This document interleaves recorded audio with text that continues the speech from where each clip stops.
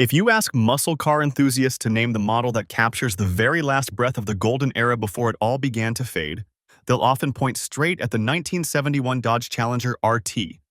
There's something almost poetic about it, as if Dodge sensed the storm coming.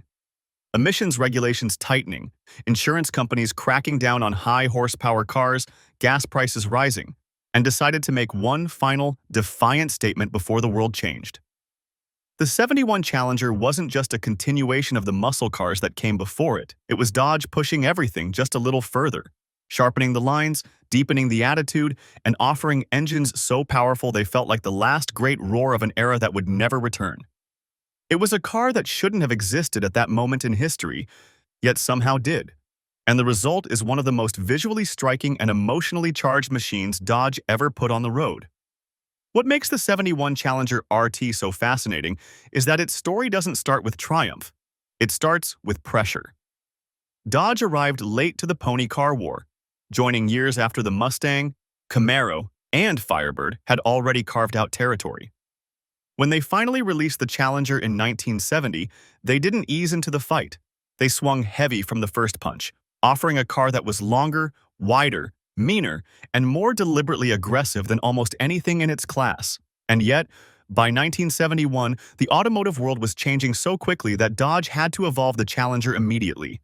Regulations forced changes to the headlights, grille, bumpers, and interior, but instead of letting the car soften, Dodge leaned into the new look and created something even more dramatic.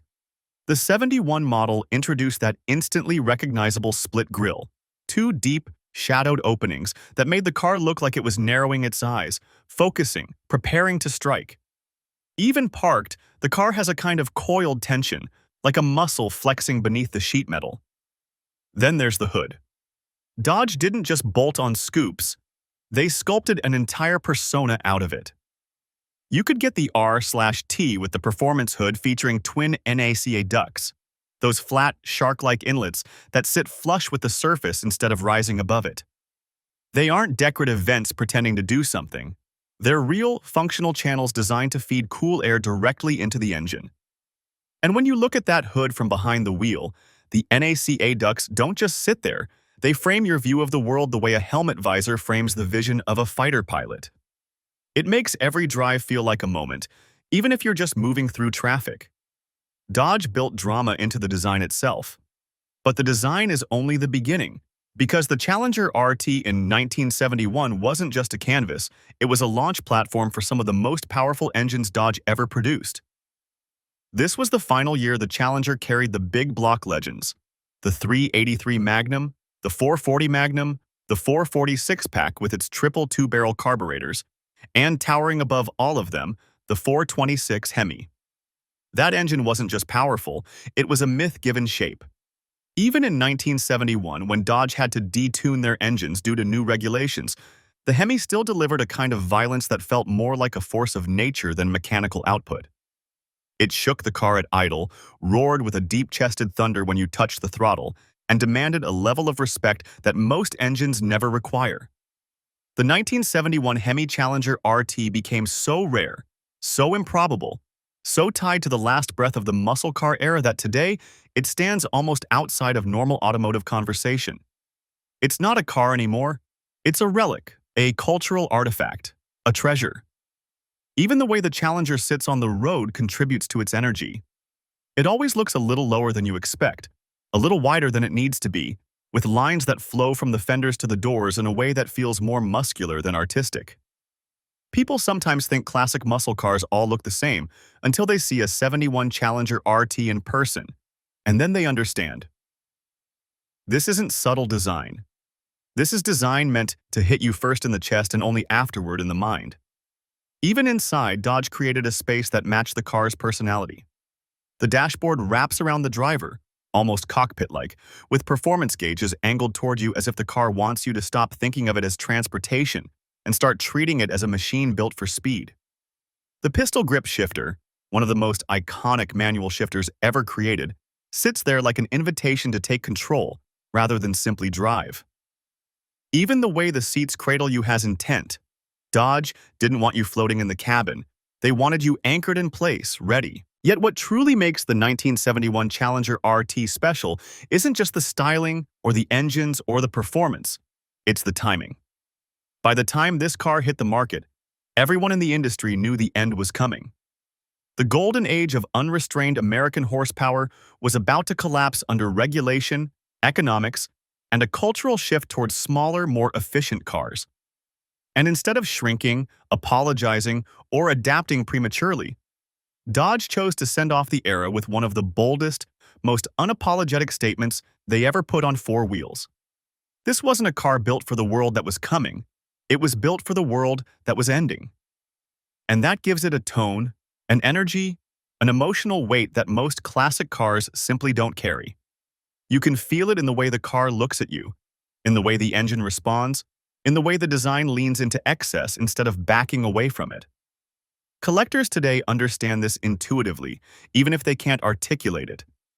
When you stand next to a 71 Challenger RT, especially a big block car, you feel a kind of finality, like you're standing beside the last great warrior of a fading kingdom. And before you even get into the technical story, the horsepower numbers, the rarity breakdowns, or the driving feel, you can already sense that this car wasn't simply manufactured, it was declared. A statement from Dodge saying, "If this era must end, we're not going quietly." And once you look past the dramatic styling and the timing of its release, the 1971 Dodge Challenger RT becomes even more compelling because of the engines that defined it. Dodge didn't simply offer power, they offered personalities. The base RT engine, the 383 Magnum, was itself a serious performer. A big block V8 with plenty of torque, a throaty exhaust note, and the kind of responsiveness that made the Challenger feel heavy only when you wanted to think about it. In reality, the car moved with a surprising eagerness, especially when the driver knew how to work the power band. But the real stars, the engines that transformed the Challenger from memorable to legendary, were the 440 Magnum, the 440 six-pack, and of course, the 426 Hemi. The 440 Magnum was already a beast, high compression, big chambers, loud, unapologetic.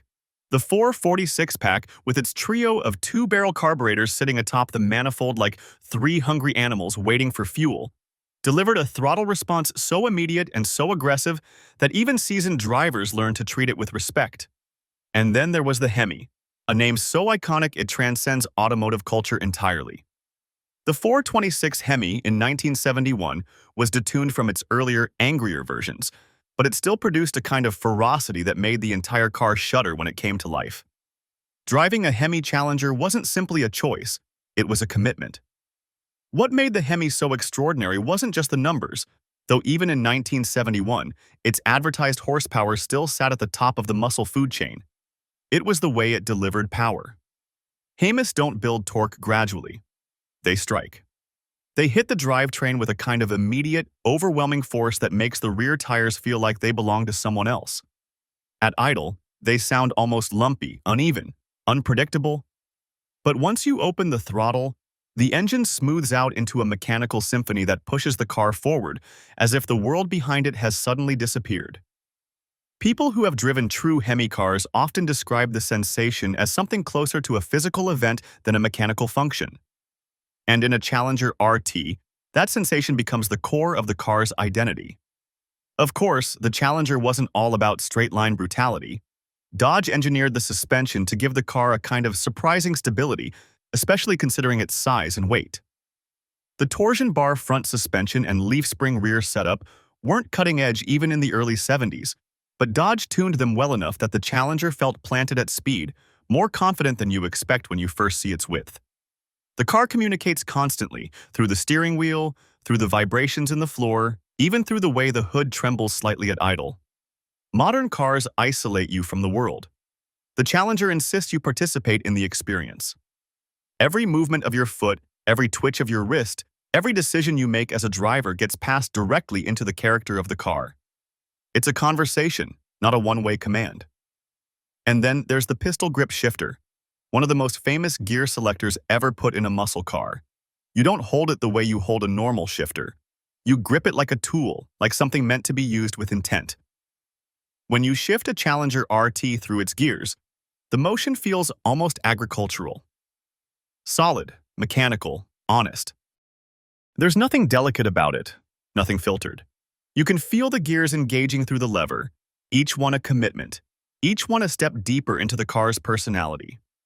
Even the automatic versions have a charm of their own, but the manual transmission paired with a big block engine transforms the entire driving experience into something physical, almost primal.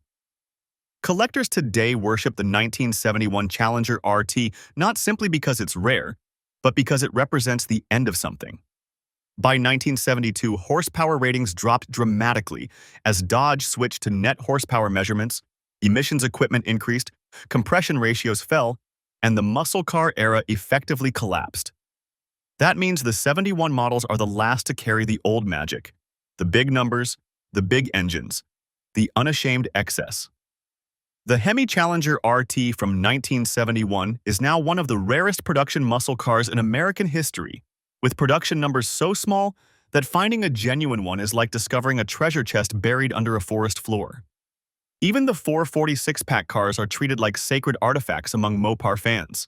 These aren't just cars, they're the physical remnants of a culture that existed for only a short time, but defined generations of automotive enthusiasm. Driving one today feels like stepping into a parallel timeline. You turn the key and the car doesn't start so much as awaken. The exhaust rolls out behind you like a warning, the idle thumps beneath the seats, and every sense you have sharpens because the Challenger doesn't let you relax into the experience. It demands that you be present. The steering is heavy, the brakes require decisiveness, and the throttle asks for respect. But when everything falls into rhythm, when the road opens up, when the engine reaches its sweet spot, when the wind flows past those massive fenders, you understand exactly why people still obsess over this car. It isn't nostalgia, it isn't rarity, it isn't status. It's the way the car makes you feel like the world shrinks to just you, the machine, and the horizon. And maybe that's the true reason the 71 Challenger RT became an icon long after its brief time in showrooms ended. It wasn't designed to be practical or efficient or restrained. It was designed to be memorable. A final celebration of American muscle before regulations dimmed the lights. A machine that carries with it the mood of a fading era. A kind of melancholy strength, like the last great warrior standing guard as the world changes around him. The Challenger doesn't care about the world that came after. It doesn't apologize for its size, its noise, its consumption, its excess. It stands exactly as it was meant to stand. Bold, defiant, unforgettable.